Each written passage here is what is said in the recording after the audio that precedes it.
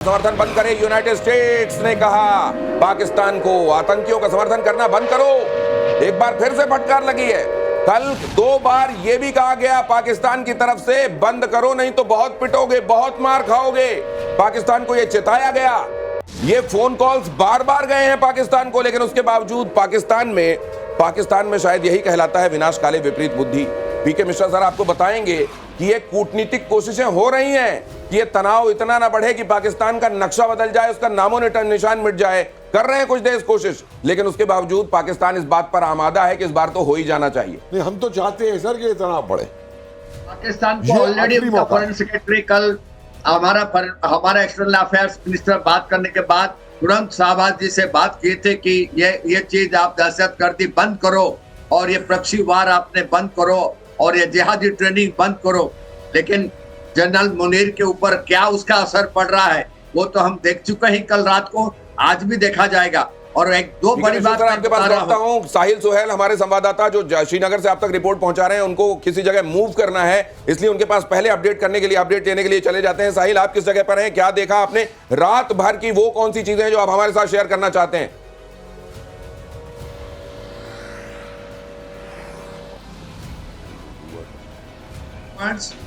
साहिल सुहेल, आवाज आ रही हो तो please go ahead. Updates please, Sahil Suhail.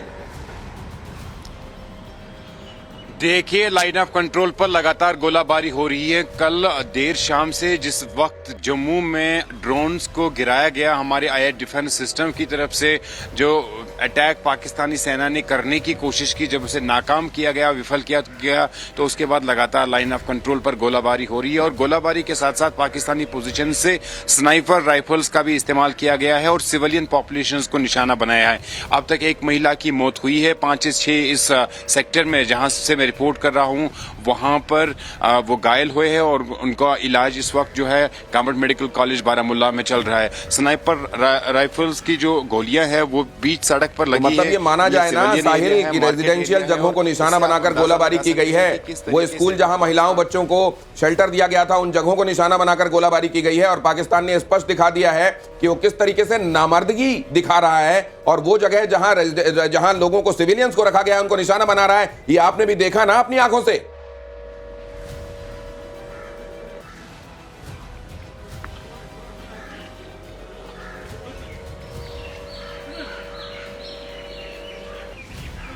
साहिल सुहेल, आपसे मेरा सवाल था, आवाज आ रही है आपको?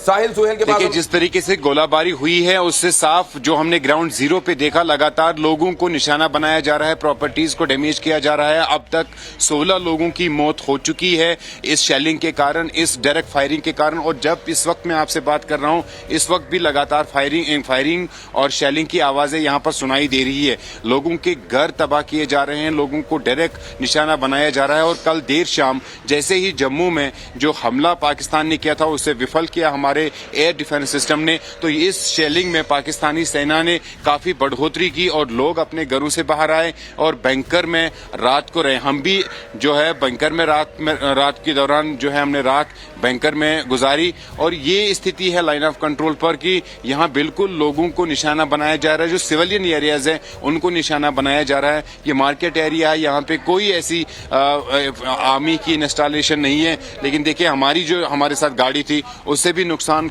किया। और जो सिविलियन एरिया है इसको लगातार टारगेट कर रहे हैं पाकिस्तानी सेना की ओर से, लेकिन भारतीय सेना मुंहतोड़ जवाब दे रही है। और जिस तरीके से पाकिस्तानी सेना ज्यादा से ज्यादा नुकसान आम शहरियों का करना चाहती है, ये गाड़ी दिखाइए साहिल सुहेल, और आप जान हथेली पर रखकर ये रिपोर्टिंग कर रहे हैं। अपना बहुत ख्याल रखिएगा। हालांकि ये देखकर तसल्ली है कि आपने सेफ्टी गियर्स पहने हुए हैं, आपने बुलेट प्रूफ पहना हुआ, आपने हेलमेट पहना हुआ है, लेकिन आप बता रहे हैं कि आप जिस गाड़ी से गए हैं वो तक सलामत नहीं है, वो तक टूट फूट गई है। रेजिडेंशियल एरियाज को, नागरिकों को निशाना बनाकर वहां से शेलिंग की जा रही है पाकिस्तान की तरफ से। एक बार अपनी गाड़ी दिखाइए तो जरा हमारे दर्शकों को।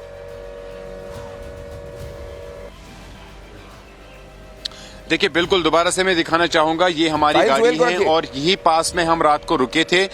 हम हॉस्पिटल जो जख्मियों को लाया जा रहा था उनको जो है मिलने के लिए गए थे, लेकिन जो कि 5 कदम की दूरी पर यहाँ पे हॉस्पिटल है और इतनी गोलाबारी और इतनी स्नाइपर राइफल्स की फायरिंग हुई कि वो 5 कदम का सफर जो है वो हमारे लिए 3 घंटे का सफर हो गया। 3 घंटे के बाद हम वो सफर कर पाए और अंडरग्राउंड बैंकर जो बेसमेंट है यहाँ पर, वहां पे घुस पाए। ये तस्वीरें दिखाएंगे आपको मेरे सहयोगी शफीक। ये वो स्नाइपर राइफल्स के जो राउंड्स है वो यहाँ पर हिट कर गए और उसकी वजह से बाउंस होके फिर हमारी गाड़ी में लग गए और उससे नुकसान हुआ। जब हम यहाँ पे उस समय थे रिपोर्टिंग कर रहे तो हमारे सरों के ऊपर भी जो है हमें साफ गोलियों की आवाज सुनाई दे रही थी। इससे पहले तो शेलिंग की जाती थी, छोटे हथियारों का इस्तेमाल किया जाता था, लेकिन अब पाकिस्तानी पोजीशन से स्नाइपर राइफल्स का इस्तेमाल सिविलियन साहिल पॉपुलेशन के लिए सुहेल, किया जा रहा है। आपके लिए हम सब दुआ गो हैं, हम सब आपके लिए लगातार प्रार्थनाएं करेंगे। आप तमाम रिपोर्टर्स के लिए, आप तमाम हमारे खबरों के सैनिकों के लिए, आपके लिए हम सब दुआ गो हैं, प्रार्थनाएं कर रहे हैं। आप बहुत ध्यान रखिएगा। आपके पास मैं लौटता हूं, आप ऑन द गो हैं, आप कहीं जाने वाले हैं, प्लीज सेफ जगह पर पहुंचिए, अपना बहुत ख्याल रखिएगा। हम जाने वाले हैं अब पंजाब से आपको बताएंगे मनोज कि वहां क्या चल रहा है, लेकिन उससे पहले जरा ये सर, रेजिडेंशियल जगहों को जहां पर लोगों ने शेल्टर लिया हुआ है, उन जगहों को निशाना बनाकर पाकिस्तान ने क्या साबित करने की कोशिश की? ये जो उन्होंने पाकिस्तान ने जो सिविलियन एरिया में टारगेट कर रखा है, ये वार क्राइम में जाता है और इसका भी जवाब मिलेगा उनको इंटरनेशनल कोर्ट ऑफ जस्टिस से।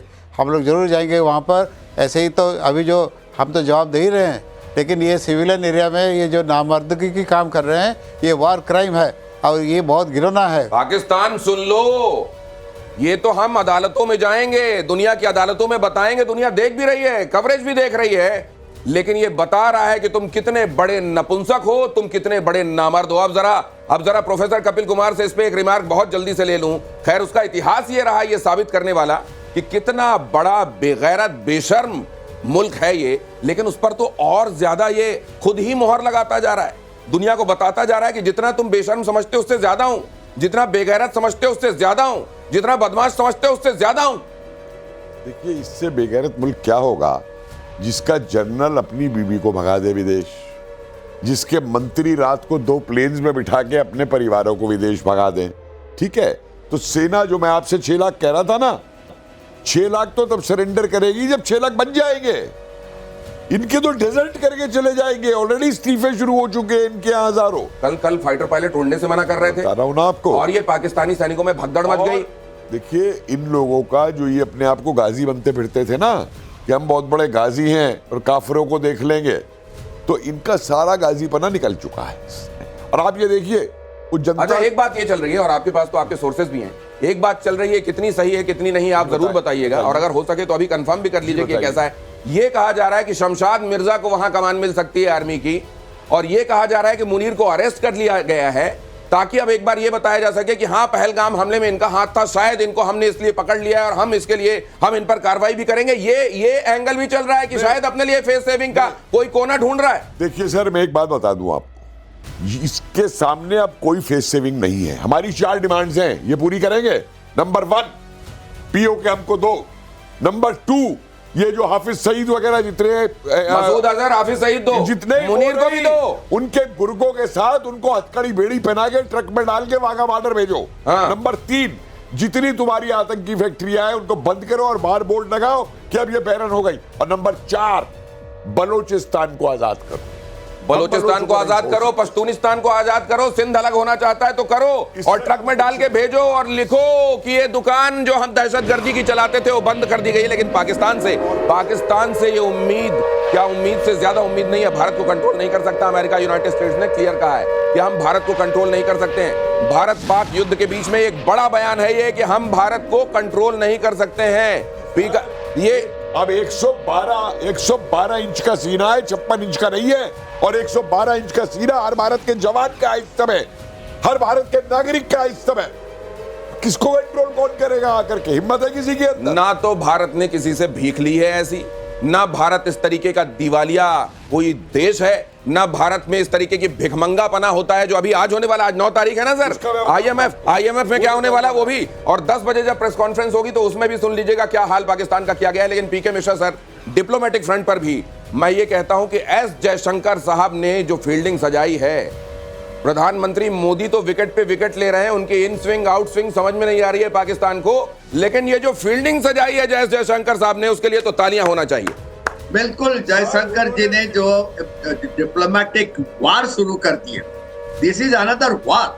और इन्होंने अब देखिए, और उनका डिस्कशन जैसे हुआ सेक्रेटरी एक्सटर्नल अफेयर्स में, तुरंत उन्होंने अमेरिका से बात की शाहबाज से। शाहबाज जी को बिल्कुल वार्निंग दे दी है, कल रात को 2 बार बात हुआ है। अब अभी देखिए जेडी वांस का स्टेटमेंट क्या हो गया, हम भारत को कंट्रोल नहीं कर सकते। इसका मतलब ये देखिए, जयशंकर जी जितने एक्सटर्नल अफेयर्स मिनिस्टर्स हैं और काफी हेड ऑफ कंट्रीज हैं, उनसे बात कर चुके हैं। ये डिप्लोमेटिक वार जो हुआ, इसके लिए पाकिस्तान बिल्कुल अलग हिंदुस्तान में थे, एक और हिंदुस्तान में थे जब पहलगाम हुआ, उन्होंने अपनी आंखों से देखा है, और उनकी पत्नी भी, क्योंकि भारत के साथ उनका ताल्लुक रहा है, वो उनको बताती है कि यहाँ की स्थिति क्या है। सर उनका एक और चीज बताना चाहता हूँ, बहुत अच्छी चीज, कि पाकिस्तान का JF-17 का जो पायलट है, उसको लाठी में पकड़ा गया है और BSF के कब्जा में है। तो सर सुबह उसको चाय वाय मिलेगी क्या सुबह?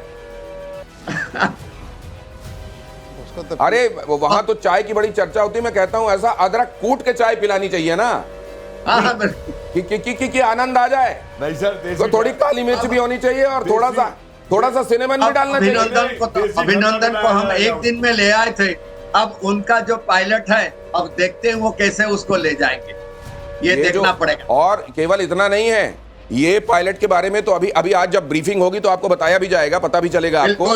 लेकिन केवल एक पायलट नहीं है, ये भी पता चल रहा है कि केवल एक नहीं है, मतलब 2-3-4 कप हो सकता है चाय बने, क्योंकि फाइटर जेट्स कई हैं जो गिराए गए हैं पाकिस्तान के। और उधर चीन चिंतित हो रहा है कि तुमने ये पोल क्यों खोल दी कि हमारे जेसी कैसे हैं, हमने केवल दिखाने के लिए तुमको दिए थे, तुमने चला क्यों दिए? उधर F-16 भी जो है उसको लेकर भी अमेरिका कह रहा है कि तुम ये बताओ F-16 दिया किस लिए था, तुमको ये करने के लिए कहा किसने? बहरहाल मैं मनोज के पास जाता हूं। मनोज, रात भर पंजाब ने क्या देखा, आपने क्या देखा, क्या महसूस किया? रात भर जाग कर आप लोगों ने खबरें पहुंचाई हैं, इसके लिए आप सबको साधुवाद। इस समय का अपडेट।